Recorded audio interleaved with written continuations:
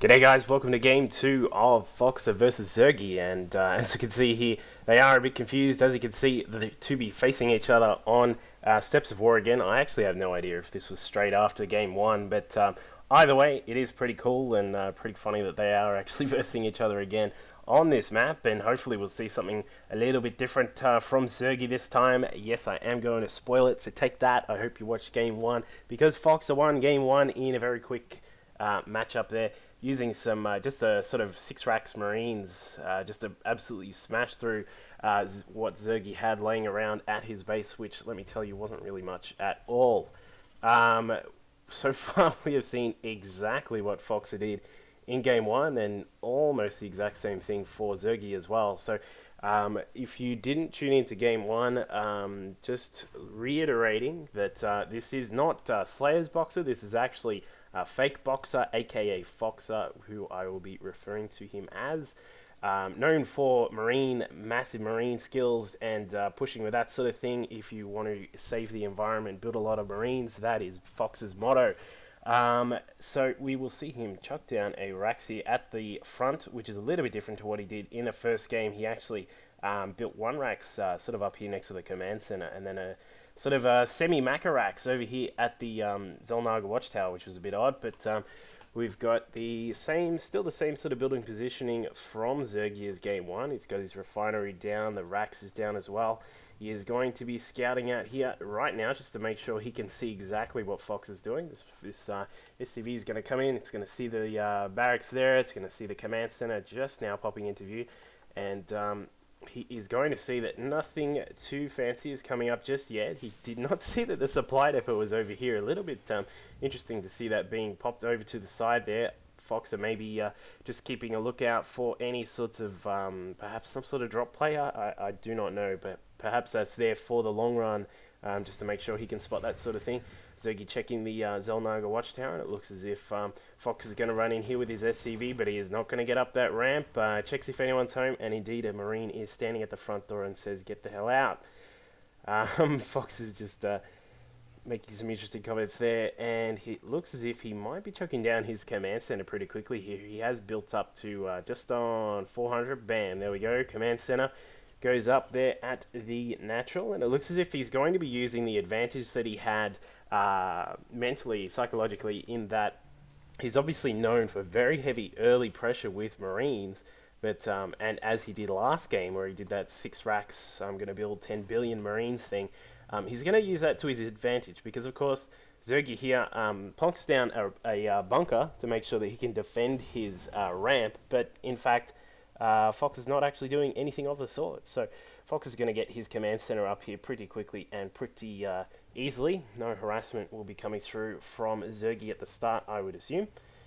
And let's just see how we progress from here, because it will be interesting to see if... oh, there we go. We do have a couple more racks going down for Foxer. He's going to get a total of 4 now, including this one that he built just before.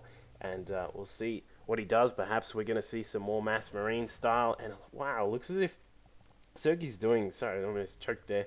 Zergie's got his own few racks coming up, but he's doing almost the exact same thing that he actually did in the last game, chucking this bunker down here at the natural. It looks as if Fox is going to come in to do a bit of harass here. He's going to check out what is at the front, but he sees the bunker is up, and he's going to just keep away there. This one Marine here sitting on 9 health. He's going to need to get a band-aid on that thing, I tell you what. But what he's actually going to do is use it just to scout what is at the natural. So one Marine comes across, takes a shot, and this guy's going to die. There we go. He falls apart. Look, check that out. He just explodes and then falls down. And Foxer actually had a quick look again with these Marines, but obviously they are not going to get past this bunker. And it looks as if Zergie's actually going to grab another bunker as well, just to make sure that he is secure. Because if we take a look back at Fox's base, he's got 4 racks up. He's actually got gas this time, as you can see here at the natural expansion. Interesting that he got it there instead of the main, but either way, I suppose it is pretty secure to get it at the natural as well, given that Zergie's sort of sitting here turtling up a bit, flash style. And let's just see, what have we got? Nothing else too fancy is coming from Foxer. He's got another couple of racks. We're up to a total of 5, so that's 6 actually. I'll learn to count one day. We've got 6 racks up. We have 2 tech labs being built, so perhaps we'll see a bit of a shift to Marauders, or perhaps we'll just stick with Marines.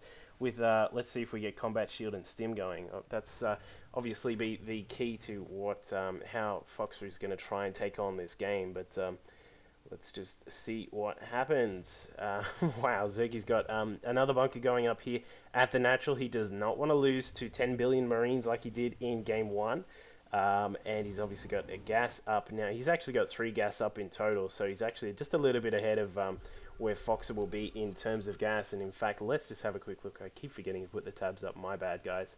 We've actually got Foxer still ahead on money at the moment. The minerals are actually coming in a bit quicker. I think that's actually because he's got a couple of mules up just at the moment, and I don't think Zergie he's got 1, but either way, we do have a little bit of a mineral lead here for Foxer. He's currently sitting on around about 1,500 sort of number, with 34 harvesters and only 200 gas coming in. So he may not actually be going for anything higher than the Marines. So, and just over at Zergie's base, he's a little bit higher on gas, so he might be wanting to take a little bit harder and get some more tanks, upgrades, that sort of thing. And he does indeed actually have upgrades on the way.